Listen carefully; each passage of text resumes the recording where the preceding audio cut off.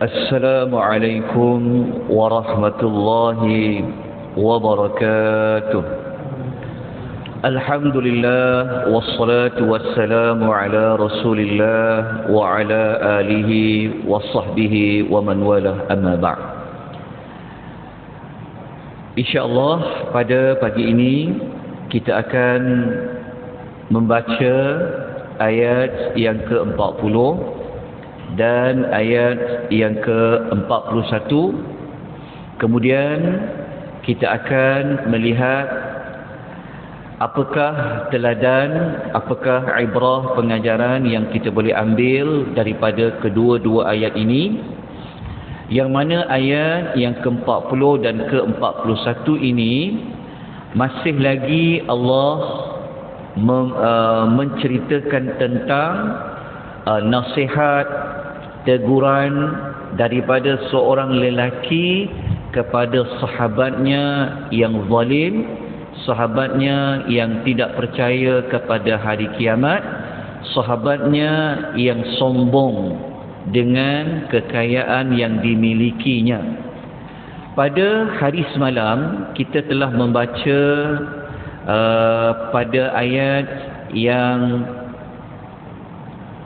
sebelumnya, iaitu pada ayat nombor 37 dan ayat nombor 38 berkaitan dengan teguran nasihat yang pertama oleh seorang kawan ini kepada kawannya yang lain.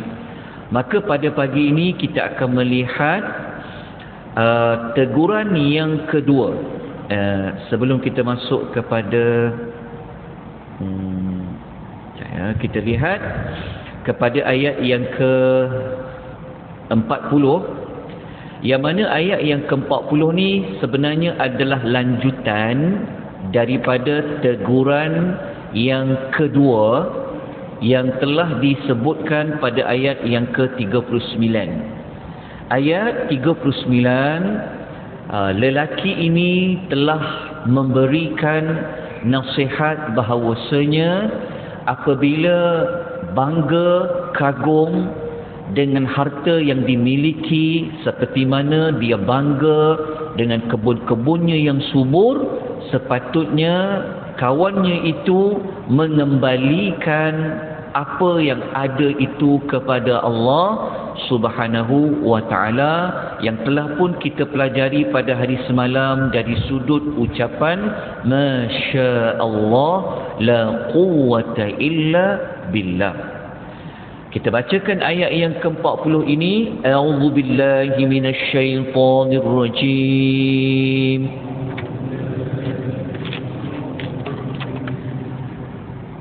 فَعَسَى رَبِّي أَن يُؤْتِيَنِ خَيْرًا مِنْ جَنَّتِكَ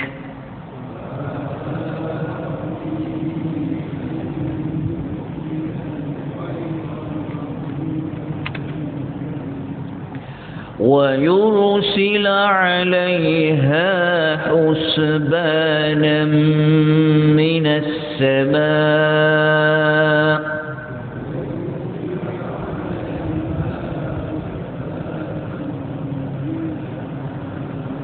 فَتُصْبِحَ صَعِيدًا زَلَقًا.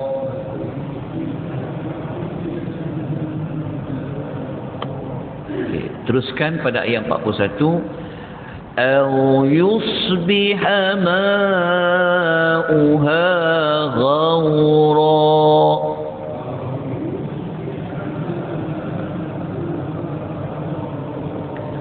فَلَنْ تَسْتَطِيعَ لَهُ طَلَبًا.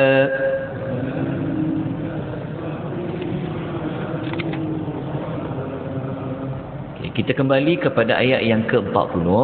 Okay. Ayat yang ke-40 ini adalah merupakan ancaman yang dinyatakan sekali pada teguran yang kedua.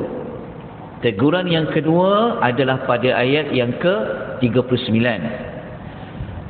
Sambil teguran kedua itu dibuat, maka lelaki ini dia menakut-nakutkan kawan dia itu dengan memberikan ancaman yang pertama.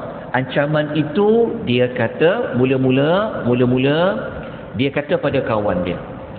Dia kata, moga-moga Rabbku akan menguniakan aku lebih baik daripada kebunmu. Maknanya lelaki ini sebenarnya dia nak kata dekat kawan dia, Allah Ta'ala ni dia boleh buat apa yang dia nak buat sebenarnya. Maknanya lelaki ni kata, kalau dia punya maksud keseluruhan dia, sebenarnya lelaki ni nak kata, Allah Ta'ala ni kalau aku nak doa pada Allah, kalau aku harap pada Allah, Allah Ta'ala boleh bagi kebun yang lebih baik, lebih banyak daripada kebunmu. Kenapa lelaki tu dia cakap macam tu? Kerana dia meyakini, dia percaya dengan yakin bahawasanya Allah Ta'ala ni boleh beri, boleh buat apa yang Allah kehendaki. Sedangkan kawan dia sebelum ni telah berbangga, telah merendahkan dia kerana dia ada kebun yang banyak, pengikut yang banyak dan sebagainya. Tetapi lelaki tu bagi tahu, dia kata, kalau aku doa pada Allah, moga-moga Allah boleh bagi aku kebun yang lebih baik. Okey. Ayat ini sebenarnya para ulama membincangkan, lelaki ni minta kebun yang lebih baik daripada lelaki itu adakah di dunia? Pendapat yang terpilih, sebenarnya lelaki ni dia nak minta kepada Allah adalah dari sudut balasan di hari akhirat. Sebab apa? Sebab lelaki yang sebelum ini, kawan dia, kalau kita ingat pada ayat yang sebelum ini, dia ada cakap dekat kawan dia kan. Kalau kita ingat pada ayat nombor 36. Kalau ingat pada ayat nombor 36, kan kawan dia tu kata apa? Bagi pendapat aku, kiamat ni takkan datang, dia kata. Alah, kalau datang pun seperti mana yang kau sangka, dia kata, Allah Ta'ala akan bagikan aku lebih baik daripada apa yang aku dapat dekat dunia ni. Kita telah ulas pada ayat nombor 36. Maka pada ayat 40 ni, kawan dia jawab balik. Dia kata, aku doa, harapan aku kepada Allah, moga-moga Allah bagi lebih baik daripada apa yang kamu dapat sekarang ni. Lepas tu lelaki ni pula, dia memberikan ancaman.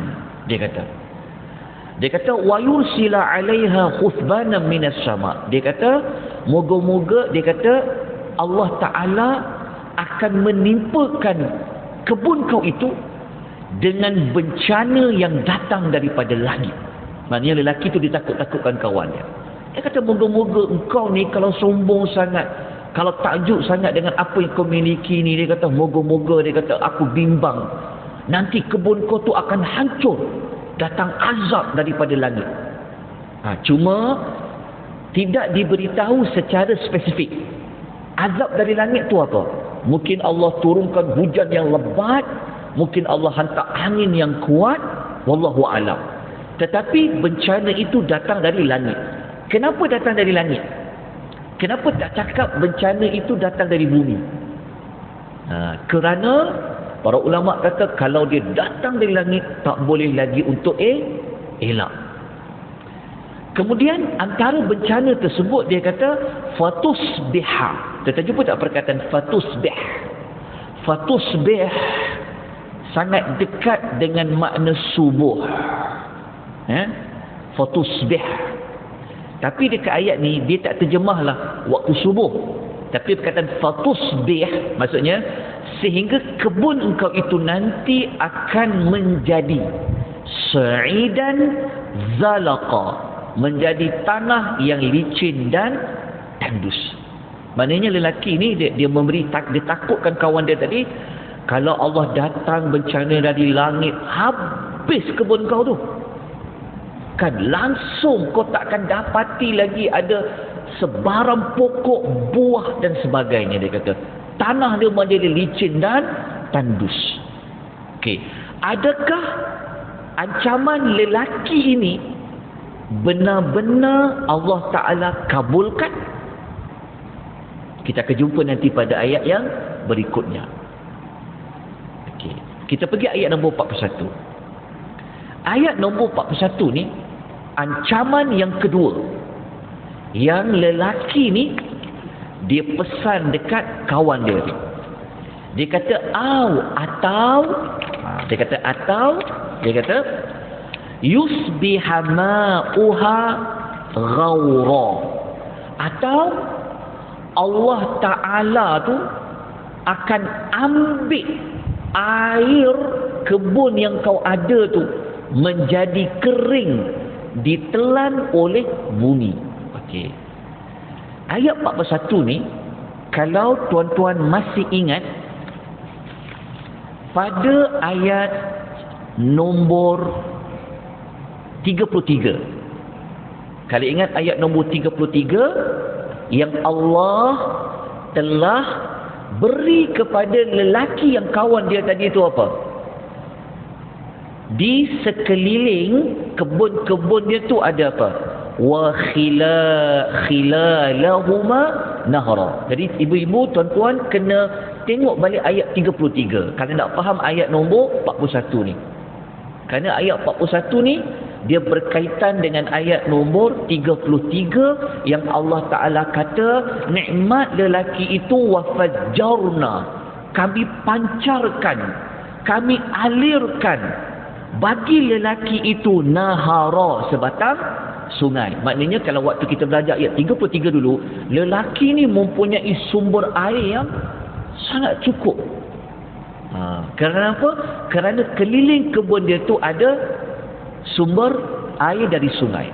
Okey, lelaki yang beriman ni pada ayat 41 dia kata, kalau Allah tak musnahkan kebun kau tu ke, Allah Ta'ala boleh ambil sumber air bagi kebun engkau ini. Air tu kau tak akan jumpa lagi air itu. Dia kata air itu seolah-olah kering ditelan oleh bumi, dia kata. So kalau air tu dah kering, dia kata falan tastati'a lahu talaba. Dia kata sampai bila-bila engkau takkan dapat lagi mencari air itu. Okey, ini ayat 40 dan 41.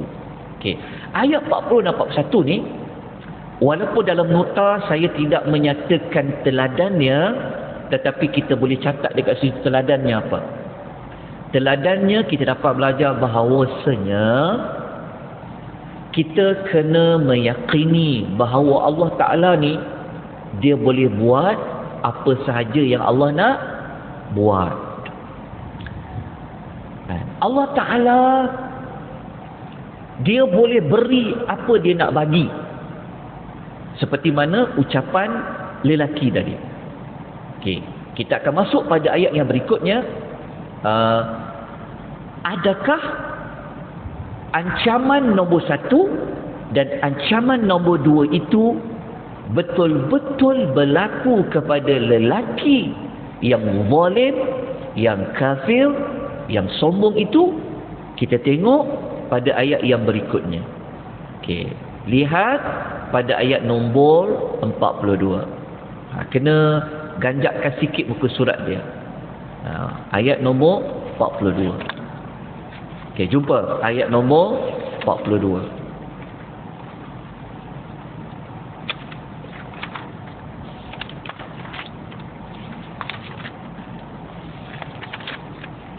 Okey, muka surat 250. Jumpa. Nota bercetak muka surat 250, nota soft copy muka surat slide nombor 499. Kita baca ayat nombor 42 dia. A'udzu billahi minasy syaithanir rajim.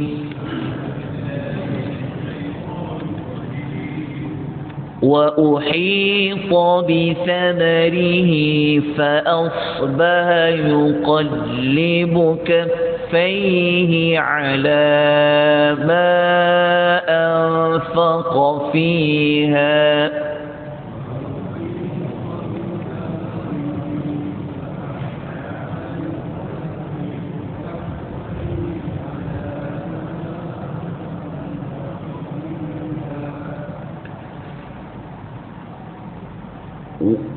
يقلب كفيه على ما أنفق فيها وهي خاوية على عروشها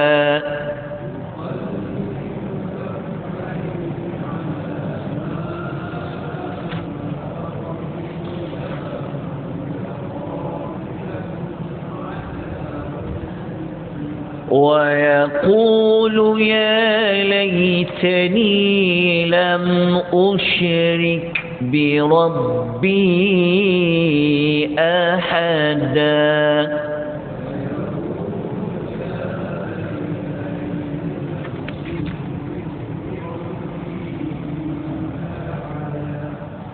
Ayat 42 menunjukkan bahawasanya apa yang lelaki beriman itu yakin, ancaman yang dia bagi dekat kawan dia tu, rupa-rupanya Allah Ta'ala kabulkan. Maknanya lelaki yang kaya tadi tu, pada waktu paginya dia dapati kebun-kebun dia habis, musnah. Dia punya menyesal tu, cara dia menyesal, dia membolak-balikkan kedua tangannya. Dia kata, seolah dia kata, habis, dia kata, habis, dia kata. Dia membolak-balikkan kedua tapak tangannya. Kenapa dia menyesal? Kenapa dia rasa macam, dia rasa macam kecewa? Kenapa? Kerana ala ma anfaqa fiha. Kerana dia dah banyak keluar wang ringgit, banyak belanja untuk kebun-kebun dia tadi tu. Kan? Mungkin pada dia lah, ada 2 kebun anggur. Nak buat kebun anggur ni bukan senang. Kan? Nak buat para-para dia perlu ada pekerja. Betul. Tapi kita tak jumpalah ayat sebelum ni yang Allah Ta'ala kata berapa kos dia telah belanja. Tapi pada ayat ni kita jumpa rupa-rupanya dia telah belanja banyak. Jadi setelah dia tengok kebun-kebun dia, harta-hartanya binasa, maka dia membolak-balik tangannya. Dia kata dia bolak-balik tangannya kerana dia rasa kecewa dengan apa yang telah dia keluarkan dari sudut pembelanjaan dia. Lepas tu pula Allah Ta'ala kata kebun-kebun anggur dia itu runtuh paranya. Kan kebun anggur kan dia perlu ada para, akhirnya jatuh ke bawah. Cuma Al-Quran tidak menerangkan apa bencana yang datang dari langit tu. Adakah angin ribut sehingga runtuh para-paranya? Wallahu ta'ala alam. Tapi yang pasti memang rosak, binasa, musnah kebun-kebun dia tadi tu. Kemudian sifat manusia ni, apabila dia telah setelah dia musnah harta-hartanya, baru dia datang rasa apa? Baru dia datang rasa menyesal. Dia kata apa? Alangkah baiknya jika aku tidak syirikkan Allah dengan sesuatu.